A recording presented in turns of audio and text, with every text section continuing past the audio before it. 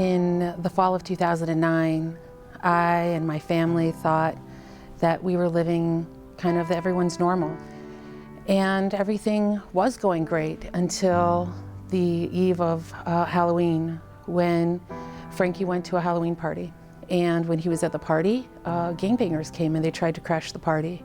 And they came back with a Tech-9 semi-automatic weapon and opened fire. And they killed our Frankie. March 17, 2012. The worst day of my life. When there was a drive-by shooting and those bullets reached her and took her away from me, her family, forever. 6 years old. It's just devastating to just lose a child like that, because it's unexpected.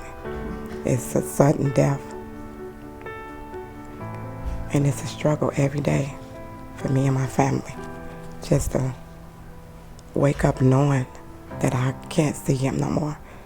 Can't hear his voice, can't see that beautiful smile. I was devastated. I was in shock, I was in disbelief, I was angry, and I fell apart. So I started looking for help, and I had no idea what I needed. I didn't know what to do. When you go through violent loss, it is so sudden, and the experience behind it is so traumatic that there is no like, oh, this has happened now, okay, like I can accept this. It's like, this is the life that you have to live now, and you have to deal with it. I started getting involved with activism. I was getting pulled in lots of different directions by a lot of different people. And when I was doing that, I was starting to meet other families. And other families who were completely isolated, who also couldn't find anyone else, who also didn't know what to do, who were also devastated. And when I saw that, I knew that something had to change.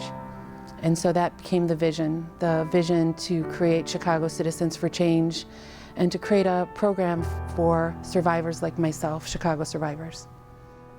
CCC is not only an organization that helps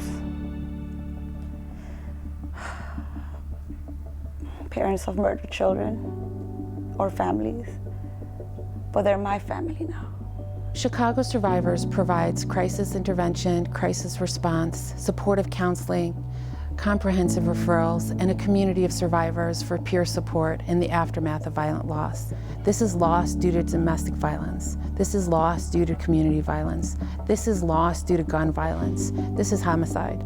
And after there's been a homicide, we're called.